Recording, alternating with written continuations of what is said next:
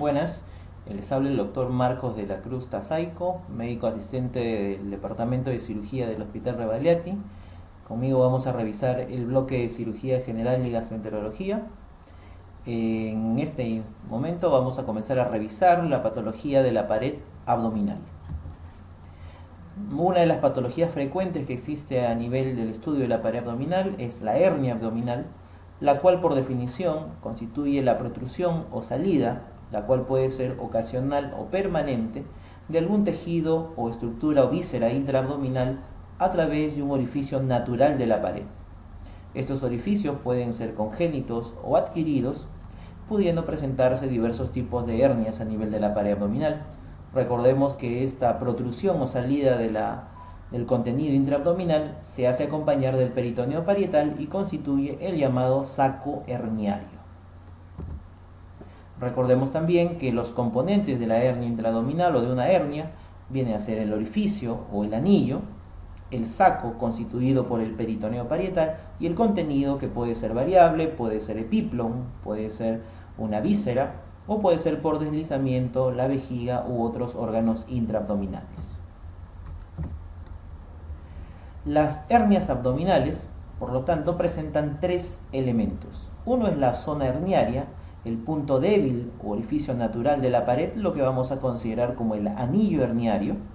Otro es el saco herniario, o continente también podemos llamarlo, el cual va a tener el contenido, el cual puede ser una víscera o cualquier tejido intraabdominal, principalmente el epíplon. Existen diferentes tipos de hernias, de las cuales podemos tener la hernia epigástrica, la que se forma a nivel de la línea media o a nivel de la línea alba. Podemos tener hernias umbilicales a nivel del anillo umbilical o, en este caso, el orificio umbilical.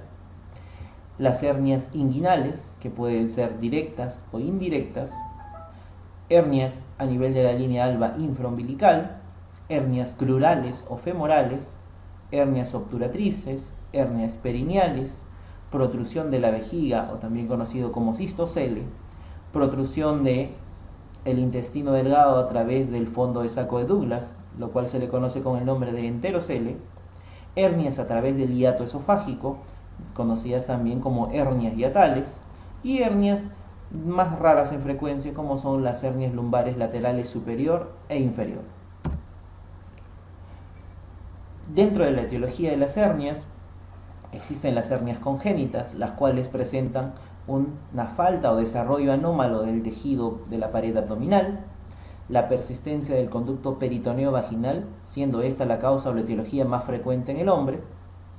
En el caso del sexo femenino, la correspondencia del conducto peritoneo vaginal constituye el conducto de Nuc. Pueden ser también de una etiología por parte, o puede ser adquirida. Pueden ser hernias recidivantes cuando ya se ha tenido un tratamiento quirúrgico de una patología herniaria, la cual recibe el nombre de hernia incisional o eventración.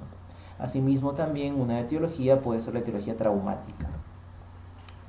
En el caso de la frecuencia de las hernias, el 85% de las hernias constituyen las hernias inguinales.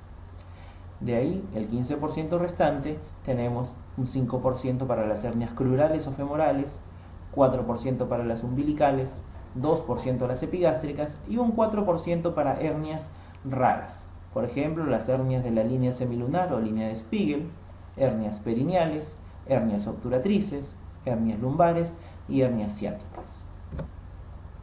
Dentro de la epidemiología de las hernias, a la cabeza la principal hernia constituye las hernias inguinales, representando un 70% de toda la patología herniaria. En un segundo lugar tenemos las hernias incisionales o eventraciones en un 12%, luego le siguen las hernias crurales o femorales en un 9% y las hernias umbilicales en un 7%. Teniendo en cuenta el sexo o el género y relacionándolo con la patología herniaria, debemos decir que la hernia inguinal es más frecuente en el hombre, sobre todo en pacientes mayores de 50 años. Y en el caso del sexo femenino, recordar que las hernias crurales son las hernias más frecuentes en la mujer, teniendo una proporción de 3:1 a favor del sexo femenino. Recordando un poco la anatomía de la región inguinal, recordemos que la región inguinal es un espacio de forma triangular que está constituido de la siguiente manera. El ligamento inguinal, el cual va desde la espina ilíaca anterosuperior del hueso coxal hasta la espina del pubis. El siguiente límite lo constituye el borde lateral del músculo recto anterior del abdomen, o algunas bibliografías consideran el borde lateral del estuche de los rectos. El tercer límite de esta región inguinal es una línea horizontal que va desde la espina ilíaca anterosuperior hasta el borde lateral del músculo recto anterior del abdomen. De esa manera se delimita un espacio de forma triangular denominado la región inguinal. Dentro de esta región inguinal tenemos el conducto inguinal, el cual es uno de los lugares más frecuentes de la patología herniaria. El conducto inguinal constituye un pasaje de aproximadamente 3.5 centímetros ubicado en la mitad interna del ligamento inguinal con una dirección hacia adelante, hacia abajo y hacia la línea media. Utilizando un esquema vamos a poder diferenciar las paredes y estructuras anatómicas que constituyen este conducto inguinal. Primero tenemos aquí la espina ilíaca anterosuperior, la espina del pubis, y ahí aparece una de las estructuras importantes de esta región, que es el ligamento inguinal. El conducto inguinal presenta dos anillos. Uno es el anillo inguinal superficial, también conocido como anillo inguinal externo, el cual se localiza a nivel de la aponeurosis del músculo oblicuo mayor. Se caracteriza por presentar pilares, un pilar medial, un pilar lateral y un pilar posterior o de coles.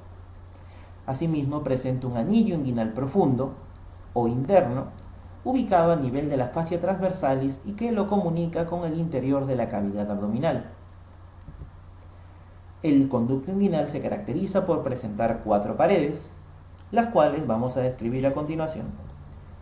El piso de la pared inguinal del conducto inguinal está constituido por el ligamento inguinal. Recordemos que el ligamento inguinal representa o está constituida por una condensación del músculo oblicuo mayor, de la aponeurosis del músculo oblicuo mayor. La pared posterior del conducto inguinal la constituye la fascia transversalis. Recordemos que dentro de la patología herniaria, las hernias inguinales directas están representadas por una debilidad de la pared posterior del conducto inguinal, en este caso una debilidad de la fascia transversalis. La pared anterior está constituida por la aponeurosis o fascia del músculo oblicuo mayor, y el techo o pared superior del conducto inguinal está constituido por el borde inferior del músculo oblicuo menor y transverso. Recordemos que la unión de los músculos oblicuo menor y transverso se denomina tendón conjunto. El contenido del conducto inguinal va a ser variable, dependiendo de si es el sexo masculino o femenino. En el sexo masculino, el contenido es el cordón espermático. En el caso del sexo femenino, el contenido es el ligamento redondo del útero. Asimismo, tenemos que tener en cuenta que la pared posterior del conducto inguinal se relaciona con los vasos epigástricos inferiores. Y asimismo, tenemos que tener en cuenta que siempre el anillo inguinal profundo se encuentra lateral o por fuera de los vasos epigástricos inferiores. Esto lo tenemos que tener en cuenta para poder definir una hernia inguinal directa e indirecta. Asimismo, el conducto inguinal hacia abajo se relaciona con los vasos femorales, medialmente la vena femoral y lateralmente con la arteria femoral.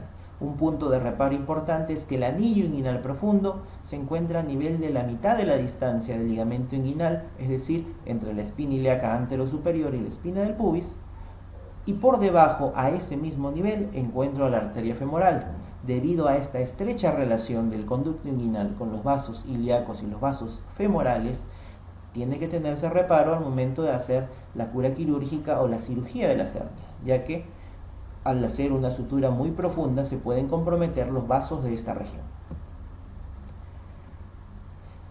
Recordando nuevamente, en el varón el contenido del conducto inguinal es el cordón espermático y en el caso de la mujer el ligamento redondo del útero, y en ambos sexos, adicionalmente a estas estructuras antes descritas, tenemos el nervio abdominogenital menor. Vemos dos imágenes, una en la cual vemos que el contenido intraabdominal pasa a través del conducto inguinal llegando hasta el escroto, lo que en algunos casos se denomina una hernia inguinoescrotal o también conocida como la hernia inguinal indirecta. En el otro caso, vemos que existe una protrusión a nivel de la pared posterior del conducto inguinal y solamente se queda a nivel de la región inguinal esta protrusión, no llega al escroto. En ese caso podemos llamarla hernia inguinal directa. Lo que habíamos presentado en este momento, cuando se le pide al paciente que haga una maniobra de Valsalva, protruye y solamente hay una protrusión de la pared posterior del conducto inguinal, en ningún momento llega hacia el escroto. Esta hernia se denomina hernia inguinal directa. En cambio, cuando existe una protrusión que pasa por el conducto inguinal y llega hasta el escroto, se denomina hernia inguinal indirecta o también conocida con el nombre de hernia inguinoescrotal. Dentro de las características de las hernias inguinales, recordemos que podemos tener factores asociados como puede ser la herencia. En el 25% de pacientes tiene una historia de que los padres o abuelos también presentaron una hernia inguinal, es decir, tenemos tendencia heredofamiliar a la formación de un conducto peritoneo vaginal permeable, siendo esta la primera causa o la causa más frecuente de una hernia inguinal indirecta. Asimismo, la edad. Debemos diferenciar que las hernias inguinales, en el caso de la indirecta, es más frecuente en jóvenes menores al primer año. La incidencia es más alta entre los 15 a 20 años y puede estar asociada con ejercicios físicos intensos que hagan que el conducto peritoneo vaginal persista y se encuentre permeable y a través de ella pueda protruir algún contenido intraabdominal. En el caso de la hernia inguinal directa, más frecuente en la edad adulta y es rara que se pueda presentar en el niño. Es lo que en algunos se describe como la hernia inguinal directa es la hernia del adulto y en el caso de la hernia inguinal indirecta es la hernia de edades más tempranas o de los niños. Describiendo más aún las características, podemos decir que en el sexo, la hernia inguinal indirecta es más frecuente en el sexo masculino debido a la persistencia, nuevamente, del conducto peritoneo vaginal que se produce por el descenso del testículo, aproximadamente en una proporción de 9 a 1 si lo comparamos con el sexo femenino, y todo esto está en relación con el descenso testicular. La hernia inguinal directa es rara en mujeres y recuerden ustedes que en el sexo femenino la pared posterior es más resistente en el sexo femenino. La obesidad constituye uno de los factores asociados con alta frecuencia a las hernias inguinales. En la obesidad existe un aumento de la presión intraabdominal. Esto hace que el contenido pueda protruir a través de orificios débiles de la pared y que puedan presentarse las hernias y puedan incrementarse progresivamente a través del tiempo.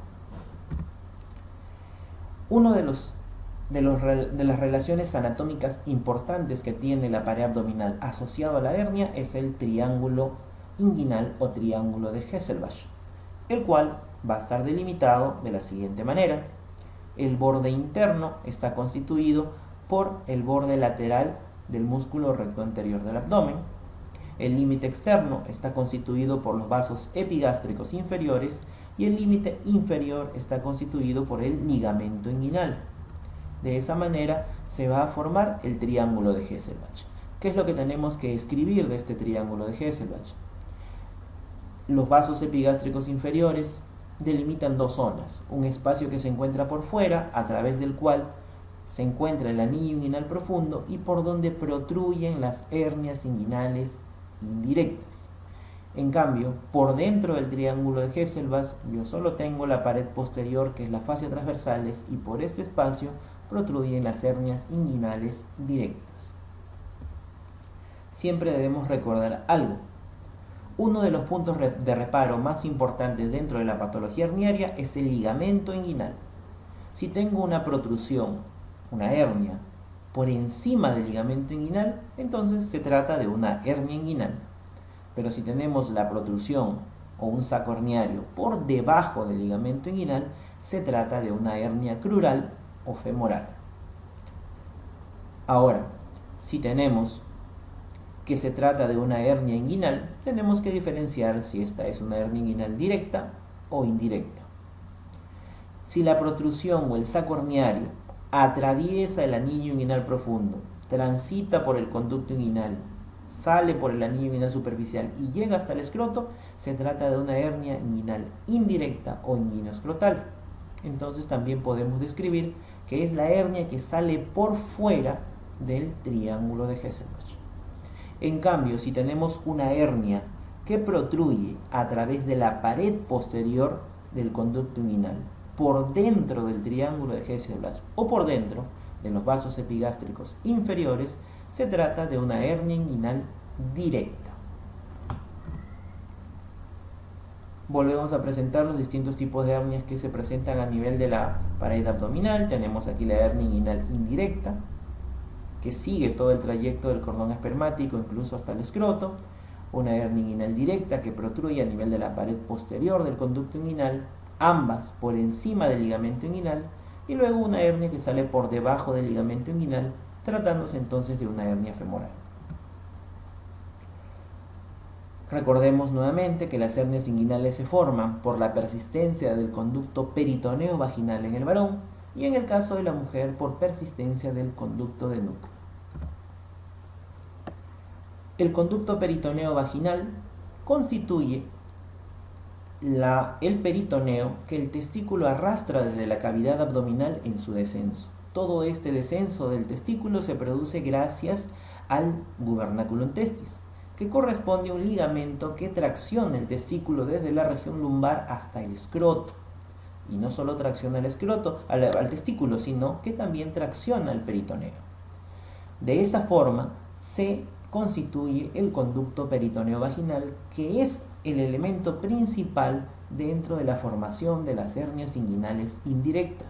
Debemos recordar también que el descenso testicular se produce en la vida intrauterina a partir del séptimo mes de vida, o también podríamos denominarlos en semanas, que vendrían a ser las 28 semanas de gestación o de vida intrauterina. A partir de esa fecha se origina o se forma el descenso testicular y posteriormente, en las semanas subsiguientes, el escroto tiene que atravesar todo el conducto inguinal hasta llegar a su localización final, que es en el escroto. Las hernias inguinales indirectas salen de la cavidad abdominal, atravesando el anillo inguinal profundo, siempre por fuera de los vasos epigástricos, y es lo que también en algunas denominaciones se le denomina una hernia oblicua externa. En las hernias inguinales indirectas siempre descienden o transitan a lo largo del conducto o canal inguinal y siempre están relacionadas o están envueltas por las capas que constituyen el cordón espermático. En este caso, recordemos que uno de los elementos que forma las envolturas del cordón espermático es el músculo cremaster. Y asimismo, en la mujer, haciendo la correlación de los elementos que transita por el conducto inguinal, en la mujer encontramos el ligamento redondo del útero. Volviendo a mencionar, las hernias inguinales directas son las de las edades tempranas, son las hernias de los jóvenes o de los niños, debido a la presencia del saco congénito, que es el conducto peritoneo vaginal. Ocurre aproximadamente de un 3 o 5% de varones y específicamente o asociado en los recién nacidos o edades tempranas. La hernia inguinal directa atraviesa o protruye a través de la pared posterior del conducto inguinal, considerándose una zona débil, una debilidad de esta pared, y salen dentro del triángulo de Hesselbach. Nuevamente recordando el triángulo de Hesselbach, formado por los vasos epigástricos inferiores, el borde lateral del músculo recto anterior del abdomen y el ligamento inguinal o arcada crural. Las hernias inguinales directas, por tanto, siempre se originan por dentro de los vasos epigástricos, dentro del triángulo de Hesselbach, y protruyen a través de la pared posterior del abdomen. Y siempre lo hacen por detrás del cordón espermático, no por dentro como lo hace una hernia inguinal directa. Asimismo, las hernias inguinales directas no involucran y no atraviesan en ningún momento el anillo inguinal profundo. Estas hernias son las que se presentan en las edades avanzadas,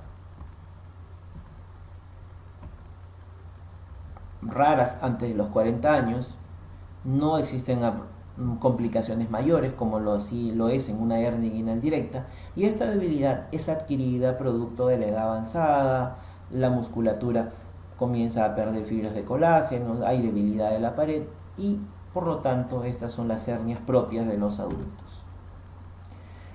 Cuando hacemos la evaluación clínica de los pacientes con hernias, debemos recordar que una de las características principales es la presencia de un abombamiento, una tumoración, una masa reductible en la región inguinal o crural. El dolor generalmente está asociado al tamaño de esta masa, de esta protrusión o de esta tumoración a nivel de las regiones débiles de la pared. El dolor extremo generalmente se presenta cuando ya hay una incarceración o un estrangulamiento de algún contenido de este saco herniario.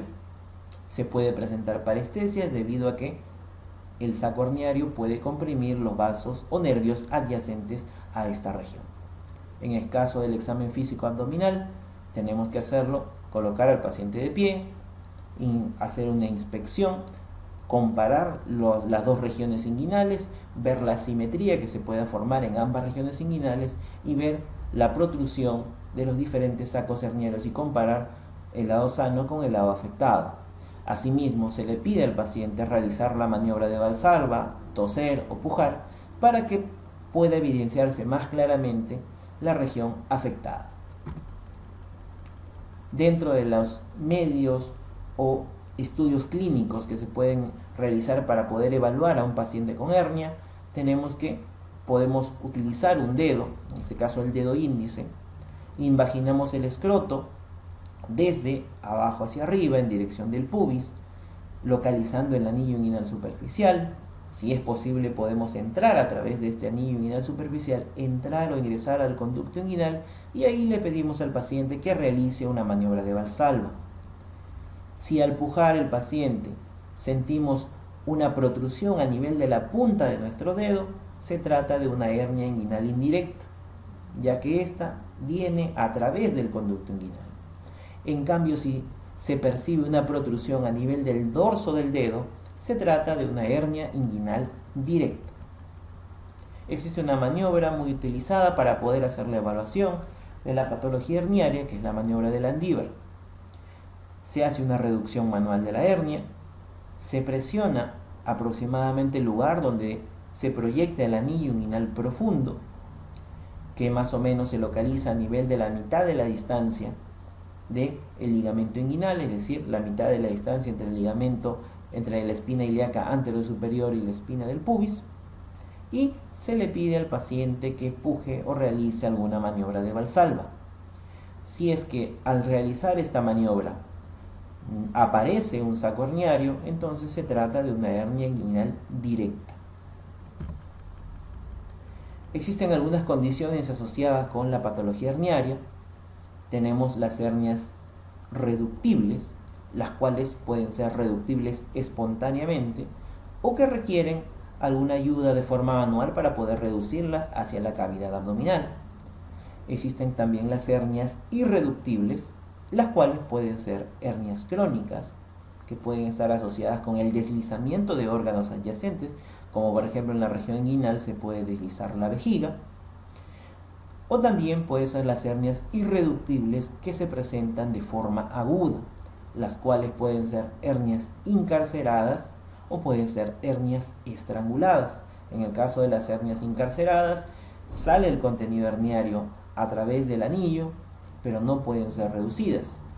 Pero no existe aún un compromiso vascular del contenido del saco herniario. En el caso de las hernias estranguladas, existe un compromiso vascular del elemento que protruye a través del saco herniario y el tratamiento es una cirugía de urgencia. En el caso de las hernias incarceradas, es aquella que no podemos reducir, pero el paciente no presenta un cuadro de dolor agudo demasiado intenso. No existe compromiso vascular en ninguna de las estructuras que protruyen el saco. El anillo representa o es suficientemente ancho como para que no produzca un compromiso vascular y no es una urgencia quirúrgica. Existen hernias incarceradas de forma crónica en pacientes que tienen hernias a lo largo de los años y que no compromete ninguna parte vascular de los elementos del saco herniario ni tampoco producen cuadros obstructivos intestinales. Generalmente este tipo de pacientes se operan de forma electiva. En el caso de las hernias estranguladas, suele aparecer bruscamente una protrusión a nivel de la región inguinocrural tras un esfuerzo pequeño o gran esfuerzo que provoca una hiperpresión a nivel del contenido intraabdominal, salida a través del orificio del saco herniario y su contenido, el cual pueden ser asas intestinales, epiplon u otras estructuras anatómicas. En este caso, sí existe compromiso vascular de los elementos que protruyen a través del saco herniario y se tiene que hacer cirugía de emergencia.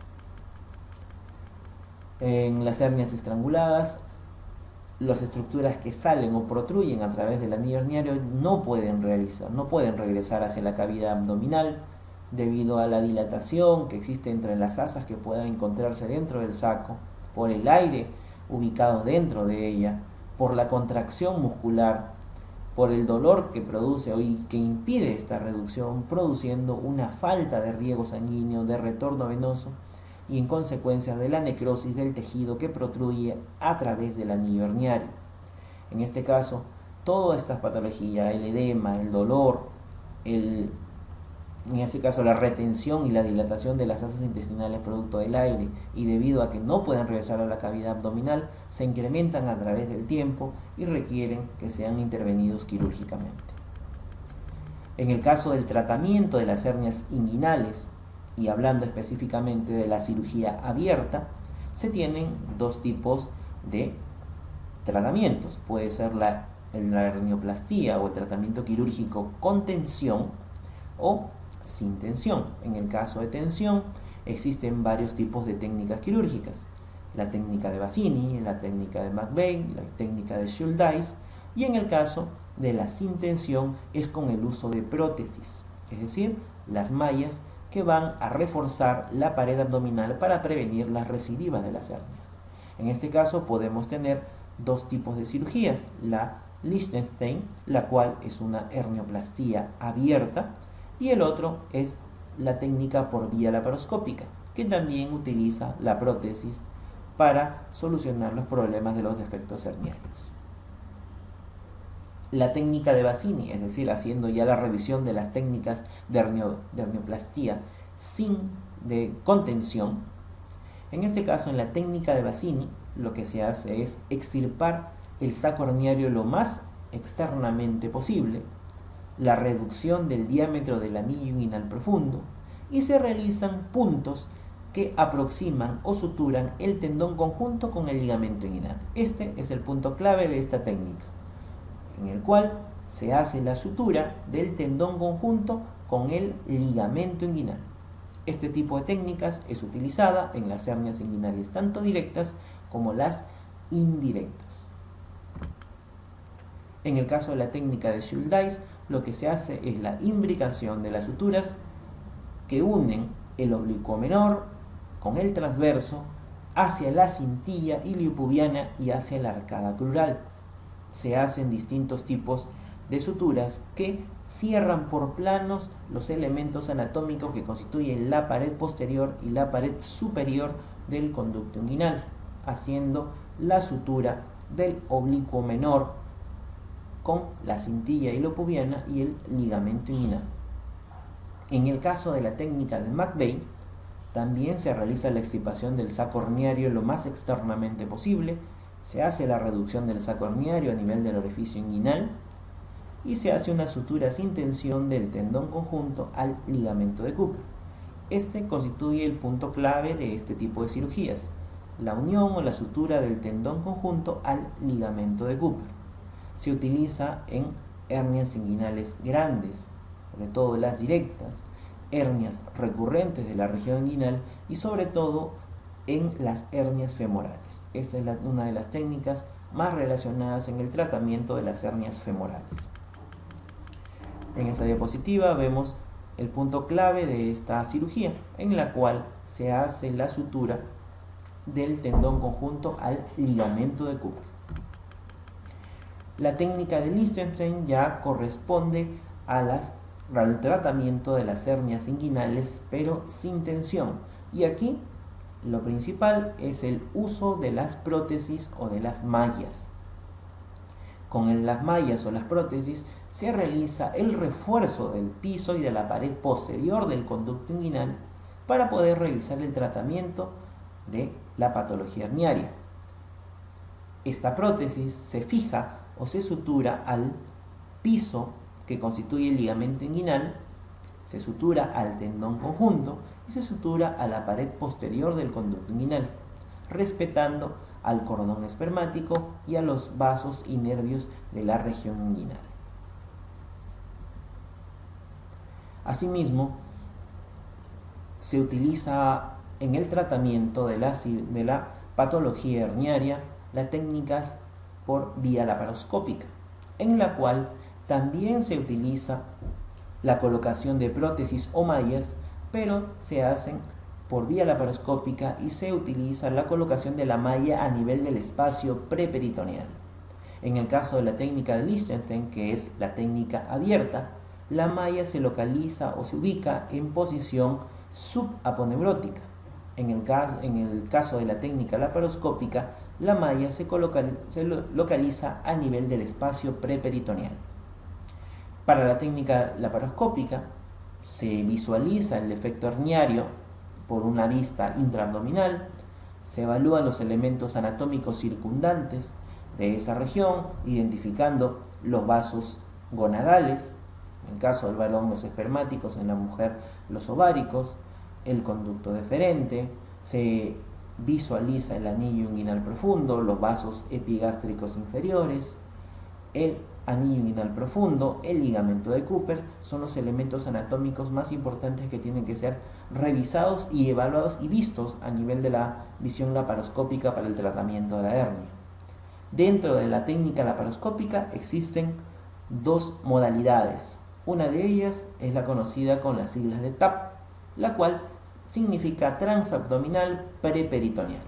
Se insufla con CO2 o el neumoperitoneo toda la cavidad abdominal y se visualiza todas las estructuras de la patología herniaria de forma intraabdominal. Se usan trócares intraabdominales, se crea un colgajo peritoneal sobre la región inguinal posterior, se disecan todos los elementos anatómicos descritos previamente para esta región y se coloca la malla en posición preperitoneal y posteriormente se sutura y se cierra el defecto de peritoneo antes creado para poder realizar esta cirugía. La otra modalidad laparoscópica que se puede utilizar para el tratamiento de las hernias es la conocida con las siglas de TEP, la cual significa totalmente extraperitoneal. En este caso, se hace una incisión, se llega al espacio preperitoneal sin ingresar a la cavidad peritoneal, se crea el neumoperitoneo en el espacio preperitoneal y es ahí donde se disecan los elementos anatómicos y se coloca la malla en posición preperitoneal. Tenemos aquí una vista laparoscópica de una cirugía por la modalidad TAP, en la cual nosotros podemos visualizar el anillo inguinal profundo y vemos el saco que protruye a través de esta región. Se hace la apertura del peritoneo parietal de la pared anterior del abdomen, se ubican y se reduce el saco herniario, se evalúan todos los elementos anatómicos de la pared posterior y se coloca la prótesis o la malla en el espacio preperitoneal. Posteriormente se cierra el defecto suturando el peritoneo de la pared anterior para evitar que la malla se ponga en contacto con las asas intestinales de la cavidad intraabdominal. En el caso de la modalidad TEP, se ingresa al espacio preperitoneal sin llegar a la cavidad intraabdominal, se crea un espacio anatómico creado por el neumoperitoneo, se diseca el saco herniario, se disecan los elementos anatómicos de la región inguinal y se coloca la malla en posición preperitoneal. Todo esto sin ingresar a la cavidad intraabdominal. Una de las hernias frecuentes también estudiadas dentro de la patología herniaria es la hernia crural. En este caso, si nosotros colocamos el dedo índice de la mano por encima de la arteria femoral, al examinar a un paciente, nuestro dedo medio quedará por encima de la vena femoral y nuestro dedo anular quedará por encima del conducto crural. Si existe la protrusión a nivel de esta región por debajo del ligamento inguinal, vamos a tener entonces la presencia de una hernia crural.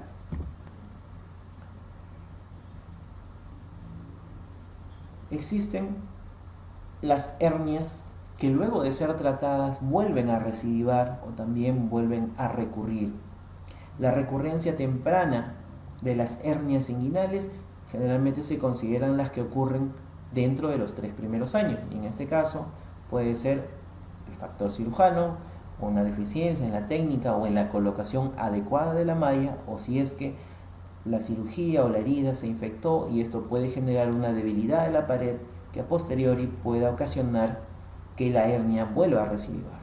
Pero en cambio, si la recurrencia es tardía, es decir, mayor a 3 años, generalmente puede estar asociada a algún defecto del tejido del conducto inguinal, generalmente en edades avanzadas, en los cuales los músculos pierden estructura, pierden colágeno, pierden su estructura, y por más que se pueda desarrollar una buena técnica, si el tejido es malo, puede presentarse una recidiva de la hernia.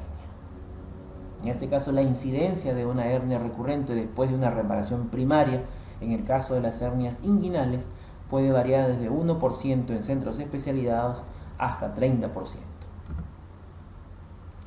Existen hernias raras, pero que tienen un nombre propio y que generalmente pueden ser consultadas o evaluadas en distintos exámenes.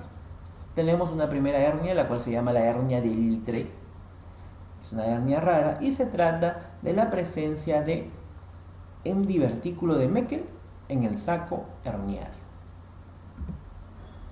Otra de las hernias raras que existen es la hernia de Richter, en la cual existe un peñiscamiento del borde antimesentérico del intestino delgado a través de ese saco herniario.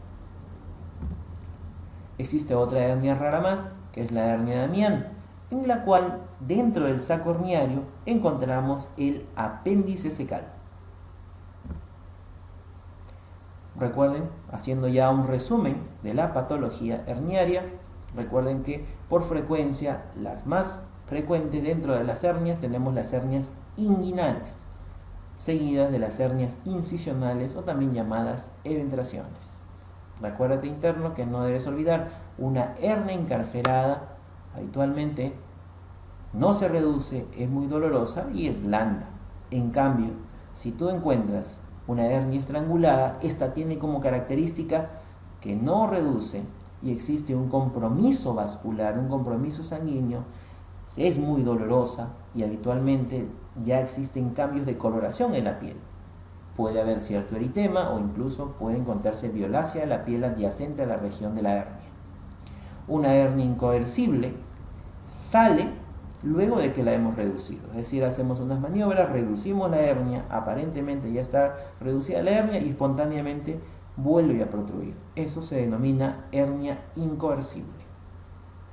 Las hernias inguinales habitualmente más frecuentes en hombres y las indirectas más frecuentes a edades tempranas, las directas más frecuentes a edades avanzadas. En el caso de las hernias crurales, más frecuentes en mujeres, y estas son las que más riesgos tienen de incarceración, debido a que el anillo crural está constituido por ligamentos y estructuras óseas. Debido a esto, no se puede dilatar el anillo.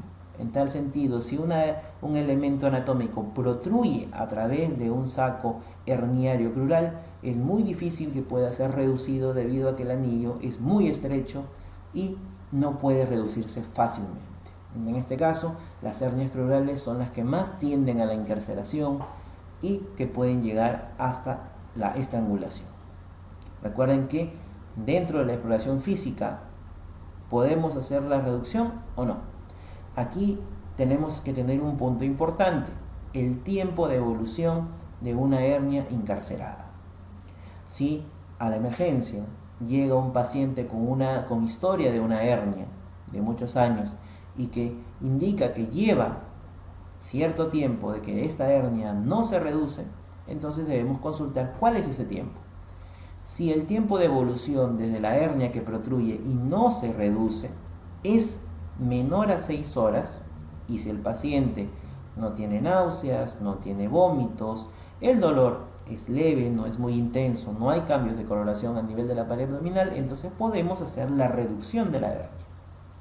En cambio, Si es que el paciente indica que el tiempo de evolución o el tiempo de que la hernia no se ha podido reducir es mayor a 6 horas, hay mucho dolor, está indurada el saco herniario, hay cambios de coloración a nivel de la región adyacente al lugar de la hernia, no se puede hacer la reducción, ya que puede haber compromiso intestinal, puede haber estrangulación de los elementos anatómicos ubicados dentro del saco herniario, y esto puede hacer que incluso se pueda perforar el contenido del saco herniario, habitualmente el intestino, y esto pueda provocar una peritonitis y una complicación mucho mayor del paciente.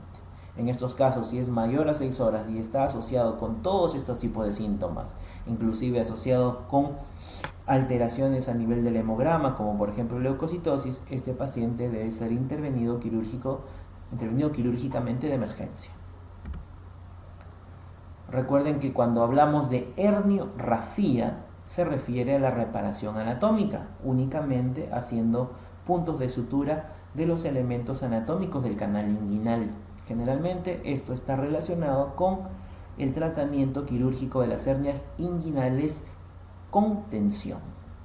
En cambio, cuando hacemos uso de una prótesis, utilizamos el término de hernioplastía, en la cual se va a utilizar una prótesis o una malla para reforzar las paredes del conducto inguinal. Generalmente, cuando se abre el saco, cuando existe la sospecha de que el contenido del saco pueda estar complicado, generalmente puede estar asociado a una estrangulación o una perforación o isquemia o necrosis del contenido del saco herniario. Siempre que exista la sospecha de que la hernia pueda estar complicada y existe sospecha de estrangulamiento de los elementos del saco herniario, siempre hay que analizar la viabilidad de estas estructuras, en este caso la viabilidad del intestino delgado, ver la coloración, ver si no existen perforaciones, si es que no existe necrosis o si es que no existe isquemia, y si en el caso hubiera, ver si es que recupera o no luego de haber sido reducida la hernia. Si no recupera, generalmente estos pacientes van a resección del segmento comprometido, pero si es que recuperarla, de repente se le puede dar chance y no hacer ningún tipo de resección. Existen, como toda cirugía, puede tener ciertos grados de complicaciones. Las más frecuentes asociadas al tratamiento de la hernia son los hematomas, sobre todo a nivel del tejido celular subcutáneo. Asimismo, existe la infección de la herida operatoria y la retención urinaria. Para recordar la técnica de McVeigh-Bassini, herniorrafía, dentro de la técnica de tratamiento quirúrgico de la hernia con tensión, la técnica de McVeigh une el tendón conjunto con el ligamento de Cooper, la técnica de Bassini une el tendón conjunto con el ligamento inguinal. En el caso del tratamiento quirúrgico de la hernia sin tensión, tenemos la técnica de Lichtenstein, la cual hace uso de las prótesis o mallas.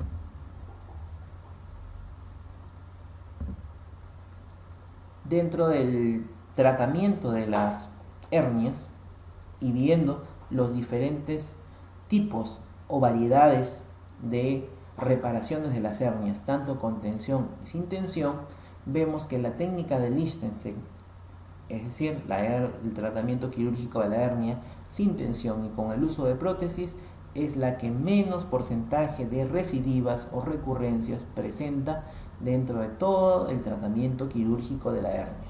Debido a eso, actualmente es el tipo de técnica utilizada mayormente en el tratamiento de la patología de la hernia inguinal. Haciendo un resumen de las hernias típicas o hernias con epónimos o nombres propios, la hernia de Littré es aquella cuyo contenido del saco herniario es el divertículo de Meckel. Una hernia de Richter es la herniación de la pared o del borde antimesentérico del intestino delgado a través del saco herniario. La hernia de Spiegel es la que se produce por el borde lateral del músculo recto anterior, es decir, a nivel de la línea semilunar. La hernia de Amiens es la hernia inguinal que contiene el apéndice cecal y con un cuadro de apendicitis aguda. Y la hernia de Garengiot es la hernia crural que contiene un apéndice cecal con apendicitis aguda. Entonces, constituyen estas las hernias raras, pero que presentan un epónimo o un nombre en particular y que se describen dentro también de las patologías herniarias. Haciendo ahora una revisión de las preguntas más frecuentes asociadas con la patología herniaria, tenemos el tratamiento de la hernia sin tensión, es decir, con el uso de prótesis o mallas a la cabeza, técnica de Lichtenstein. Bassini es tratamiento quirúrgico de la hernia con tensión. McVeigh también es con tensión, y las otras estructuras no están asociadas con el tratamiento específico. De las siguientes definiciones, solo una corresponde a la definición de hernia incoercible. Aquí recordemos que la hernia incoercible es aquella que nosotros reducimos y que inmediatamente vuelve a aparecer a nivel del orificio herniario. Entonces, definición: hernia incoercible, el contenido vuelve a aparecer luego de haber sido reducido a nivel de la cavidad intraabdominal. Si en el caso de que tuviéramos una hernia en el cual el contenido no puede introducirse en la cavidad abdominal, nos estamos refiriendo a una hernia encarcerada. En el caso de las estructuras que encontramos donde que contiene y presenta un compromiso vascular, es una hernia estrangulada. ¿Cuál es la arteria que permite diferenciar una hernia inguinal directa de una hernia inguinal indirecta? En este caso, recuerden siempre el límite del triángulo de Hesselbach. Y el límite del triángulo de Hesselbach viene a ser la arteria epigástrica inferior. En un paciente adulto con hernia inguinal, la reparación quirúrgica de menor recurrencia es, recuerden ustedes que ahora la técnica quirúrgica que más se asocia con el menor número de recidivas es la técnica de Lichtenstein, la cual es el tratamiento quirúrgico de la hernia sin tensión y con el uso de prótesis o malla. Aquí está asociando una pregunta con el grupo etario. Recordemos, hernia del joven, del niño, es una hernia indirecta. En cambio, la hernia del adulto o del anciano es una hernia inguinal directa. ¿Cuál de las siguientes es una hernia congénita? Las hernias congénitas habitualmente vienen a ser las hernias inguinales indirectas, o hernia del joven, hernia del recién nacido. Tipo de hernia que desciende por el conducto espermático paralelo al músculo cremaster.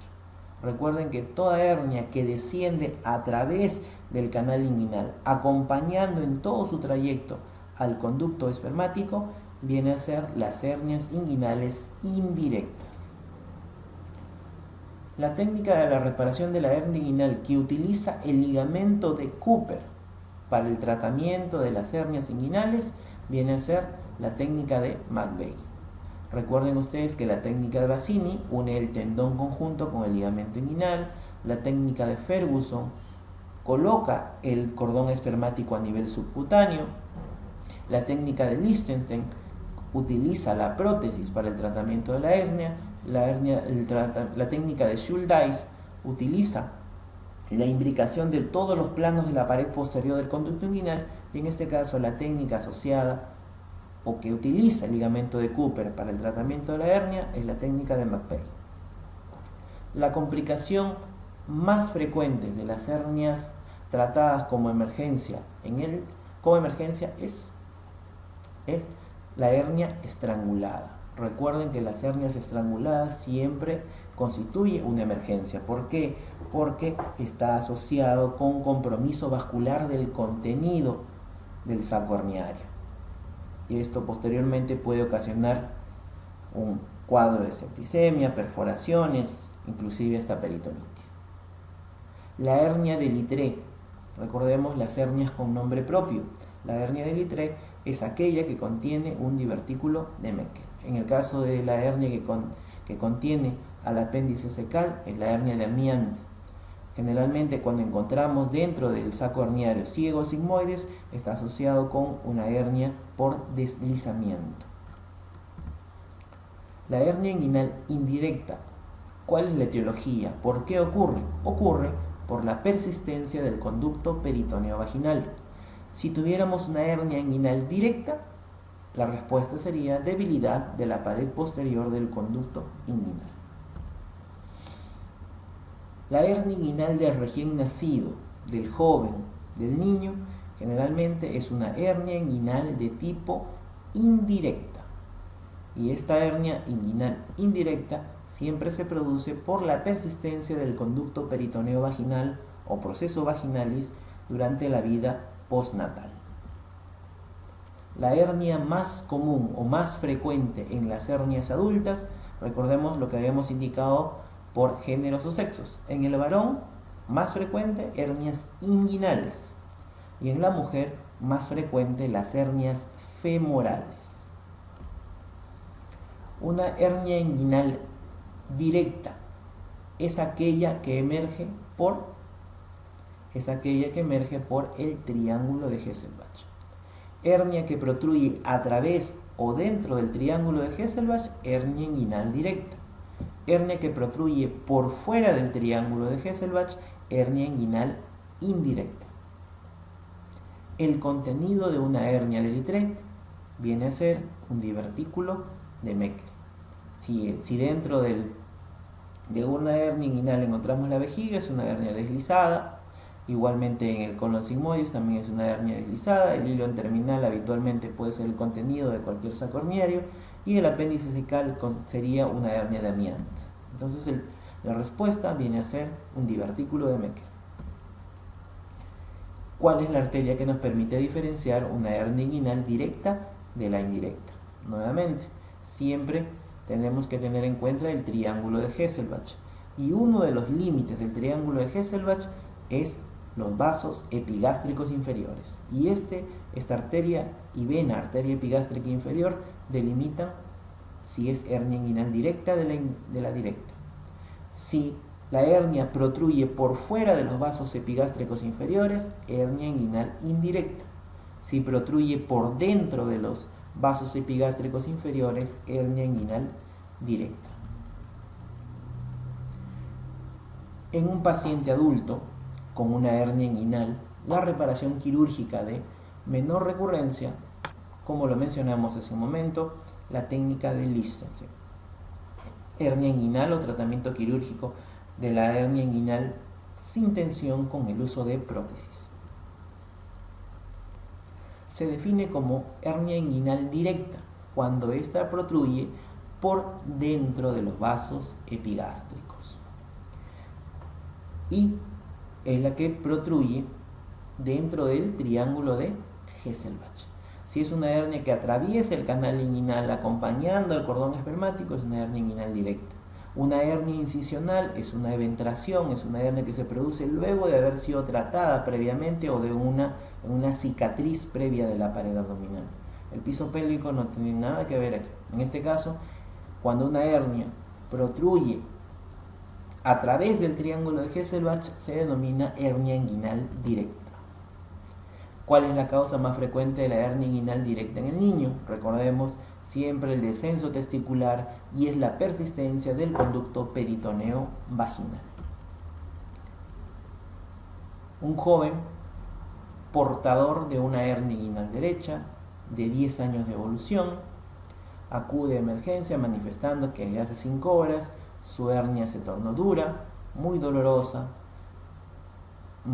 e imposible de reducir. Al examen se observa tumoración con cambios de coloración a nivel de la piel. ¿Cuál es este tipo de hernia? Recordemos que cuando ya hay extremadamente dolor, es una masa dura que no se puede reducir y existen cambios de coloración en las piernas, ya no es una hernia encarcerada, sino que puede ser una hernia estrangulada y el tratamiento es quirúrgico. ¿Cuál es el principal factor etiopatogénico en el desarrollo de las hernias inguinales indirectas? Volvemos a mencionar, es la hernia del joven, recién nacido, del niño, y en este caso es por la persistencia del conducto peritoneo vaginal o proceso vaginal. ¿Cuál es el contenido del saco herniario en una hernia de Littré? Es la presencia del divertículo de Meckel. Paciente varón de 45 años que refiere presentar una tumoración en la región inguinal izquierda que llega hasta el escroto y aumenta con la actividad física. ¿Cuál es la primera posibilidad diagnóstica? Recuerden, todo tipo de hernia inguinoescrotal es un sinónimo de las hernias inguinales indirectas. En este caso, la respuesta sería, ¿qué es la hernia inguinal? El hidrocele es la presencia de líquido adyacente al testículo. Un tumor testicular no se relaciona con la actividad física, no varía de posición o de tamaño con la actividad física. Testículo ectópico tampoco se varía o se modifica con la actividad física, y el testículo retráctil tampoco. Paciente varón de 60 años de edad con diagnóstico de hernia inguinal directa. ¿Cuál es la estructura anatómica afectada? Recuerden que el conducto inguinal presenta una pared anterior, que es la aponeurosis del oblicuo mayor, el piso, que es el ligamento inguinal, el techo, que es el borde inferior del oblicuo menor, y el transverso, que es el tendón conjunto, y la pared posterior, que es la fascia transversalis. Entonces, la pared posterior se encuentra débil, y esta es la causa de las hernias inguinales directas. Generalmente, el elemento, la estructura anatómica débil en el caso de las hernias inguinales, podemos dividirla de la siguiente manera. Si hablamos de las hernias inguinales indirectas, el elemento anatómico afectado o el elemento anatómico causante de esta hernia es el conducto peritoneo vaginal. Pero si hablamos de las hernias inguinales directas, la estructura anatómica afectada es la fascia transversalis. Tenemos una multípara de 40 años que presenta vómitos, distensión abdominal. Al examen físico se evidencia una hernia, se evidencia en la región inguinocrural una tumoración dolorosa, no reductible, por debajo del ligamento iliopubiano. ¿Cuál es el diagnóstico? Recordemos lo que mencionamos en diapositivas previas. Tengo mi punto de reparo, el ligamento inguinal, o también el ligamento iliopubiano. Si tengo una masa, una tumoración sobre el ligamento inguinal, se trata de una hernia inguinal, la cual puede ser directa o indirecta. Pero si esta tumoración se encuentra por debajo del ligamento inguinal, se trata de una hernia crural o femoral. Y además recuerden que el género de nuestra paciente del caso de esta pregunta es de sexo femenino. Y recuerden que en el caso del sexo femenino, la hernia más frecuente es la hernia crural. Una hernia inguinal directa es aquella que emerge recordemos que la pared posterior del abdomen o la pared posterior del conducto inguinal, tenemos el triángulo de Hesselbach. Toda hernia que protruye por dentro del triángulo de Hesselbach es una hernia inguinal directa. En cambio, si es una hernia que protruye por fuera del triángulo de Hesselbach, es una hernia llamada indirecta. Si tenemos una hernia que protruye a través del anillo crural, sería una hernia crural. Si tenemos una hernia que atraviesa los anillos inguinales superficiales y profundos, también es una hernia inguinoescrotal, y en este caso el triángulo de Calot no tiene nada que ver con la región inguinal, ya que es un triángulo ubicado a nivel de la región hepatobiliar. En un paciente que sufre un traumatismo de la pared abdominal de tipo penetrante por una herida de bala o por un proyectil de arma de fuego, ¿cuál es la incisión que se debe realizar en esta laparotomía? Recuerden que la incisión que mejor expone la cavidad abdominal y nos permite poder evaluar ampliamente toda la cavidad, revisar todos los espacios, todos los recesos, y que no se nos pueda pasar ninguna lesión, es la incisión mediana supra e infraumbilical. De las siguientes condiciones, ¿cuál es una complicación de las hernias inguinales que requiere un tratamiento inmediato? En este caso, recuerden ustedes que aquella complicación de la hernia que nos indica que debe ser operado de una cirugía de emergencia es cuando la hernia inguinal se encuentra estrangulada. Recuerden que incorresible se refiere a aquella hernia que una vez reducida vuelve a aparecer sin realizar ninguna maniobra de valsalva, de protusión o de pujo demás. En el caso de que exista un hidrocele, no tiene mayor repercusión para que sea operada de emergencia. Si es una hernia encarcerada, recuerden que las hernias encarceradas pueden ser encarceradas por años. Hay pacientes que tienen la encarceración de la hernia muchos años y a veces no le causan ningún cuadro obstructivo ni ningún compromiso vascular de los elementos que se encuentren por fuera del saco herniario.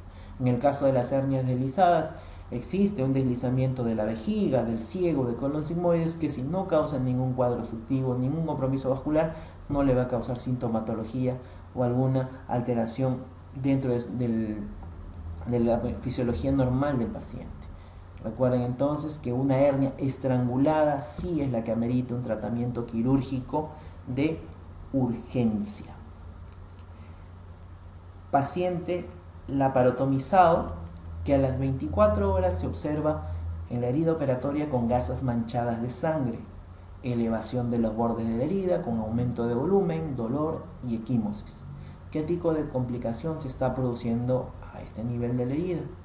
En este caso, el tiempo de evolución de esta complicación o de las características clínicas que se describen en la pregunta, todas van en relación a un hematoma. Muy probablemente, durante hacer la incisión de la pared abdominal, han quedado algunos vasos, generalmente los vasos perforantes de la pared abdominal, que puedan haber quedado permeables, no debidamente ligados o cauterizados durante la cirugía, y estos pueden sangrar y pueden hacer que se humedezcan las gasas de secreción sanguinolenta y que se pueda acumular secreción hemática o sangre a nivel del tejido celular subcutáneo, condicionando aumento de volumen de la herida, dolor a nivel de la herida y equimosis a este nivel. Entonces la respuesta a esta pregunta es el hematoma.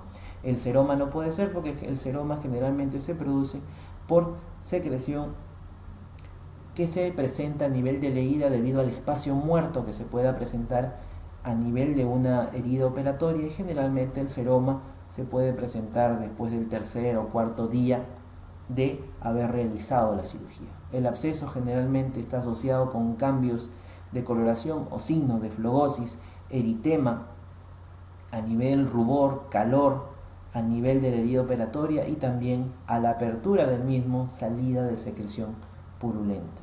Dehiscencia significa que la herida operatoria si no ha cicatrizado adecuadamente, se ha aperturado espontáneamente con apertura ya sea de diferentes tipos de planos, puede ser la piel, el tejido celular subcutáneo, o puede inclusive haberse aperturado toda la sutura y puede haber salida del contenido intraabdominal. Y la eventración es la presencia de un saco herniario, pero que se puede presentar mucho tiempo después de haber sido realizada la cirugía. Entonces, en este caso, la respuesta a esta pregunta es el hematoma.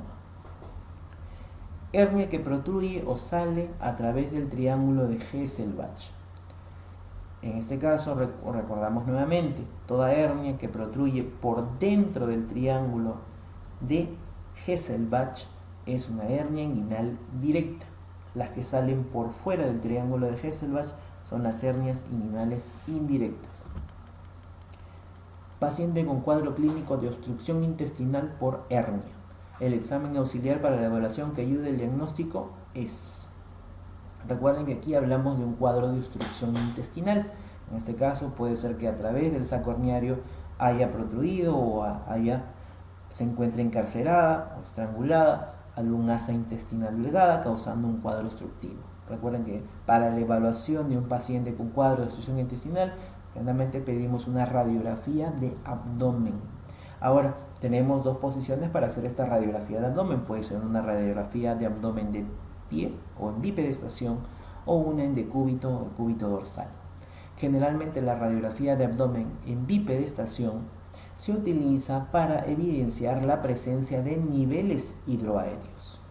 En cambio, una radiografía de abdomen en decúbito nos evidencia un cuadro obstructivo intestinal y nos aproxima a la posible localización del lugar o punto donde se está presentando la obstrucción mecánica. En este caso, si yo solicito una radiografía de abdomen de cúbito, generalmente voy a encontrar dilatación de asas y un stop a nivel de la región inguinal que podría explicarme el cuadro obstructivo y que la localización o la causa sería la hernia inguinal presente a este nivel. Entonces nuestra respuesta en este caso sería una radiografía de abdomen en decúbito. La tomografía generalmente nos puede ayudar, pero sería un costo innecesario comparado con una radiografía, la resonancia magnética de igual manera, y la ecografía abdominal lo único que nos permitiría decir es que se encuentra un asa intestinal dentro del saco herniario, pero no nos ayudaría en gran medida. En una hernia gigante, ¿qué debe hacerse en el preoperatorio para el tratamiento? O algo para que, en este caso, facilite la cirugía. Más que facilitar la cirugía, en este caso lo que tenemos que hacer es administrar una profilaxis antibiótica, debido a que al momento de reducir una hernia gigante va a quedar un gran espacio muerto en la zona donde se va a hacer la reducción del contenido del saco herniario y puede ser susceptible a la contaminación de gérmenes, a la presencia de un seroma, y sobre este seroma se puede crear un proceso infeccioso y contaminar la herida operatoria, generar una infección del sitio operatorio que pueda llevar a una alteración de la cicatrización normal de la herida operatoria. La hidratación enérgica, bueno, generalmente en las cirugías se utiliza una hidratación, pero no de forma enérgica. El neumoperitoneo generalmente se utiliza para cirugías por vía laparoscópica, pero cuando una hernia es gigante, generalmente se hace por cirugía abierta. La colocación de una sonda rectal generalmente se utiliza para otros tipos de patologías, más no para una hernia, y la administración de coloides generalmente no tiene una relación muy directa en el tratamiento de las hernias, sobre todo de hernias gigantes. ¿Cómo se denomina la protrusión por el fondo de saco de Douglas? Este tipo de hernias corresponde al llamado de enterocelio. Asas intestinales delgadas del yeyuno, el ilion, predominantemente el ilion, pueden protruir a través del fondo de saco de Douglas. Esto se denomina enterocelio. Cistocele corresponde a la protrusión de la pared de la vejiga a través de la pared anterior de la vagina. El rectocele o proctocele constituye la protrusión del recto a través de la pared posterior de la vagina y no tiene ninguna relación con la denominación que nos está consultando la pregunta. ¿En qué semana de gestación se produce el descenso de los testículos a través del conducto inguinal?